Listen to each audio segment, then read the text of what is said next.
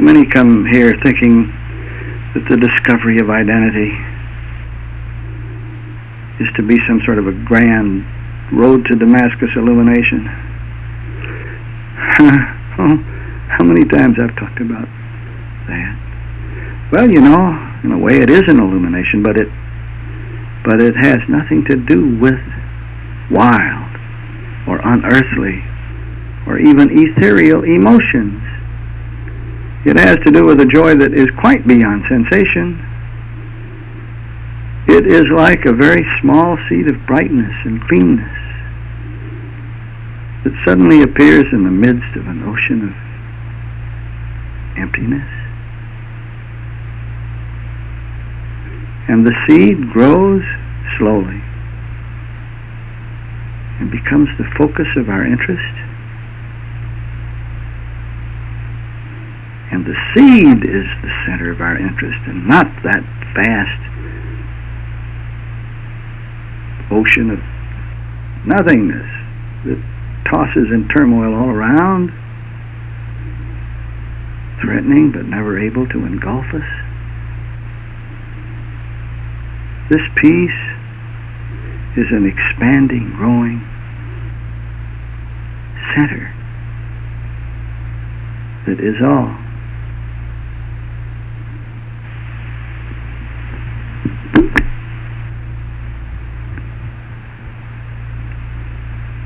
Even this instant, the truth of being is spread over the whole face of the land. Peace, affluence, wisdom, perfection, joy, harmony, happiness is as close to us as our nose, closer than fingers and toes, even where an unhappy judgment persists. Right there, right here, is peace. The truth that's spoken of by the sages is not a truth that is opposite error. It isn't the truth on the one hand and an error on the other. The deific peace that the world longs to experience is not a peace that is opposite tribulation, war, persecution.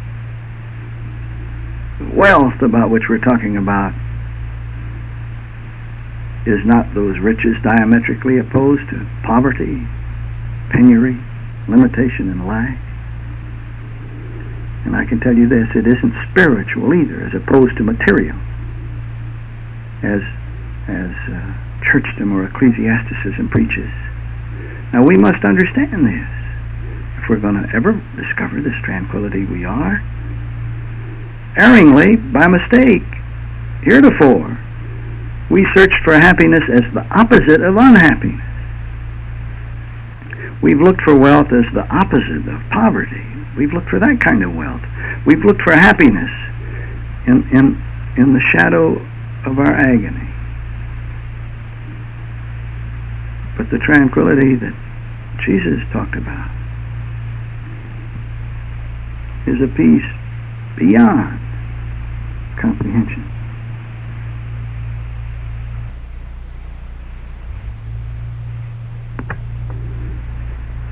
Beyond comparison. Even beyond a comparison in reverse as a contradistinction. It's above and beyond that. It isn't the opposite of anything,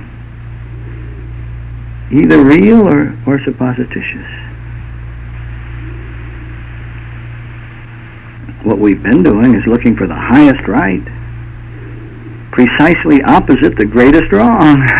As you know, we've been taught that. Metaphysics tells us that the highest right is real, and that the opposing wrong is merely a supposititious opposite. Well, now, in many ways, in many respects, and at a certain level of thinking, this is true. But now, listen, now at long last, we are prepared to understand that there could not even seem to be a personal experience of a greatest wrong had there been no judgmental determination of a highest right.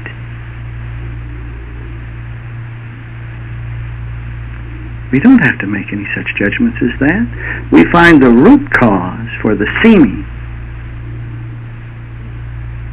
in the unnecessary action of making either of these determinations. Now listen too to this.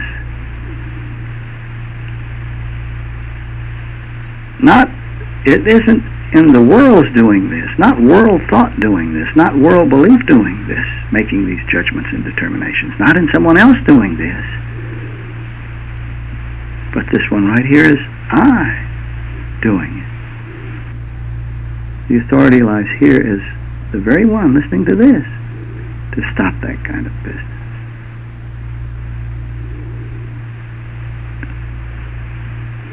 Now, Jesus observed that those who are close to me are close to the fire. He pointed out that one cannot draw close to a conscious recognition of what truth is without also drawing close to a conscious recognition of what truth is not and could never be. In other words, as we begin to perceive isness as isness is, as infinite intelligence, it is possible to see what isness knows, isness is not, and could never be. That came out like verse, didn't it? But now, while that doesn't seem to be a very absolute statement, it is true. It's true. But it's so simple that it boggles the intellect. The intellect would argue until hell freezes over. The absolutist of us would say, well, listen, what is not, and therefore cannot be known. But isn't it rather strange that we can give mortal mind, so-called mortal mind, the power to dream, the power to have a fiction, a figment of its own imagination, the power to write fairy tales, to speak of dragons and ghosts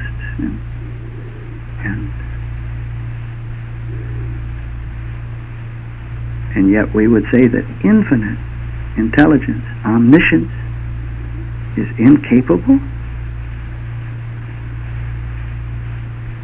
of knowing what is not. Well, the difference is, mortal mind believes the figments of its imagination to be real and powerful. But omniscience knows that the is not, and isn't fooled by it. I've been asked the question very often to clarify the statement that those seeking reality find themselves more entangled in unreality than ever. And I've been told over and over by the absolutists that this is a very silly statement, because they say unreality isn't real, so how can one find himself more entangled in unreality? And I have answered that question by using a very simple illustration, and I'll use it again if I may. I don't know what an artist would consider a perfect painting. But once upon a time in fairyland, a perfect painting existed. And everyone in the land said it was perfect. Everyone in the land said that it was holy. And everyone who saw the painting was happy. Except for one person. Except for the old man that owned it. And this old man fancied himself to be a judge of judges, a critic of critics, an artist of artists. He considered himself the greatest authority in the world. And he said, no, it is not a perfect painting. It is not. Something about it makes me unhappy, and if it were a perfect painting, it would make me feel better. It would give me that grand emotional uplift. It would leave me feeling elevated. Well, what's wrong with it, he was asked by those who saw how perfect and beautiful it was. And this judge says, well, I don't know. I don't know what's wrong with it. I can't put my finger on it, but something about it is bad. Something about it is just bad. Something about it is evil. Something about it is incorrect. We look out at the world scene and we would say something about it is incorrect. After all, what is this business of pollution? What is this business of overpopulation and the threat of life, of reversing polarity and all of that? What is it? Well, thought the judge of judges, what's wrong with my picture?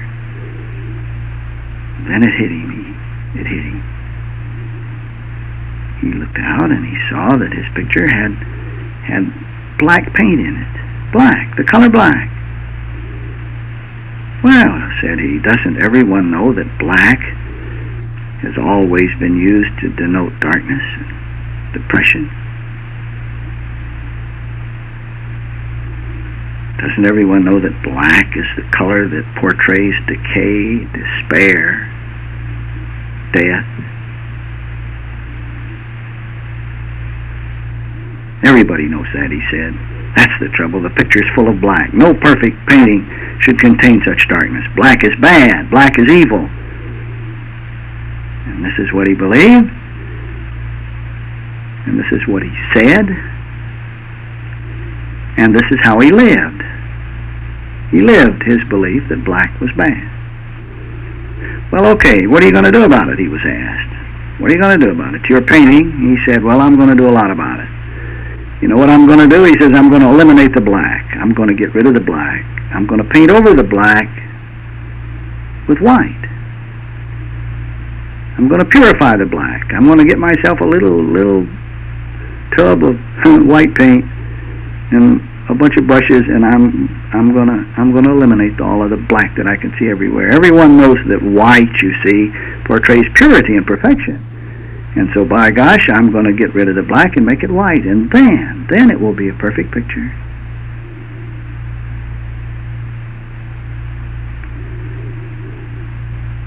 So the old man, judge of judges, great critic of critics, great artist of artists, betook himself of a great powerful magnifying glass, and he spent the rest of his life searching the perfect canvas for little sinful specks of black to eliminate.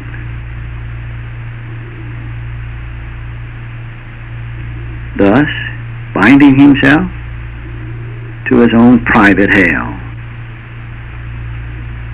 looking for imperfection. One sees and finds it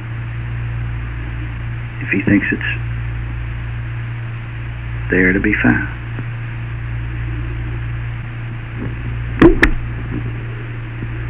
The world is presently entering into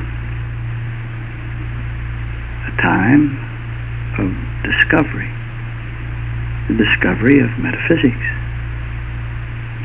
the power of the mind.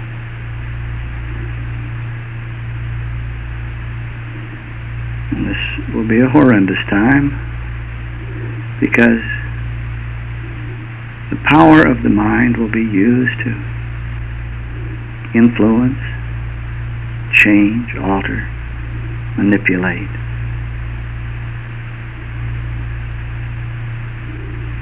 We will look out and see a world attempting to use the truth to accomplish something.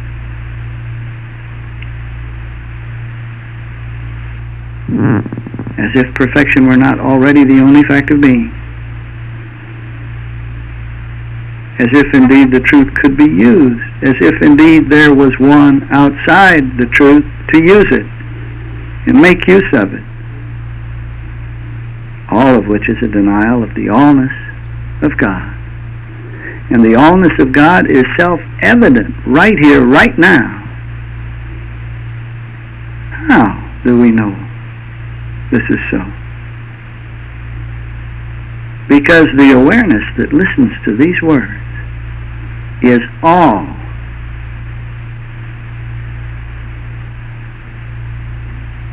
I did for a time have to constantly remind myself of this fact, but it's true, this awareness is all.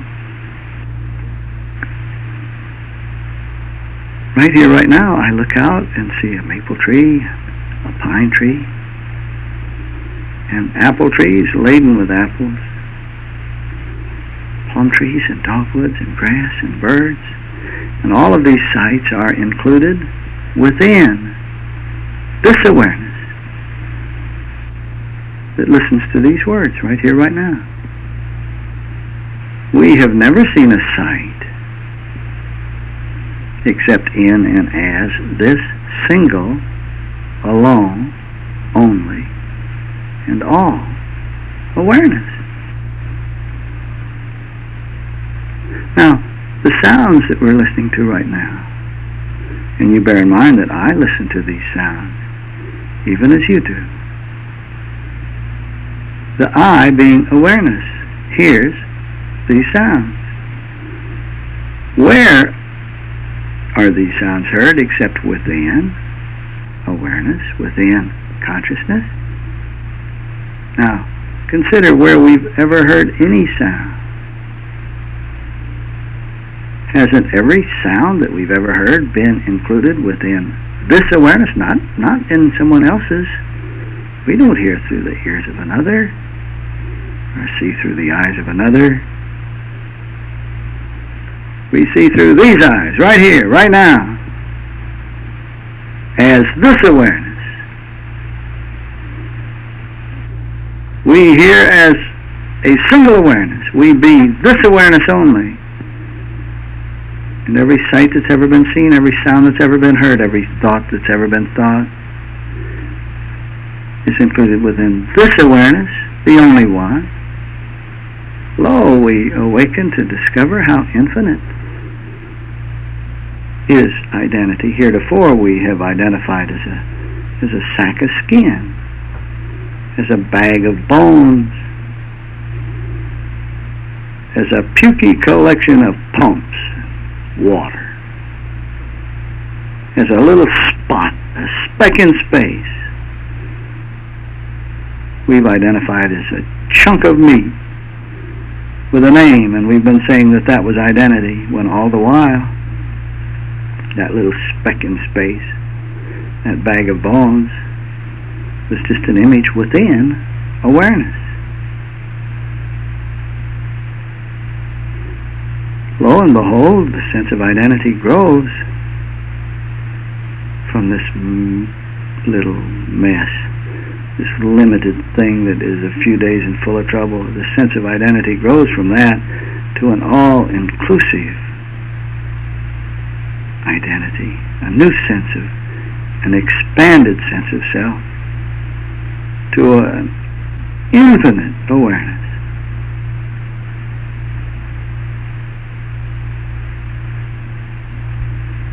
We have recognition then that awareness is identity, not the body, not the bag of bones. Awareness is identity. And we know that awareness is the action going on, the action of knowing and perceiving. Consequently, it is the action of mind, the divine mind. This awareness, right here, right now, that listens to these words, is the awareness of deity in action, going on, without weight, without struggle, without a lot of religious and spiritual exercises, without a lot of mumbo-jumbo.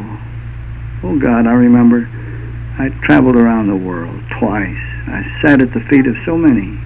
I studied so much only to awaken to discover that the truth I was looking for was the very awareness that seemed to be about the business of self-discovery, of doing the looking. This very awareness was it.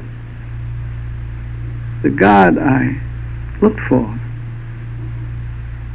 was the very life be nigh.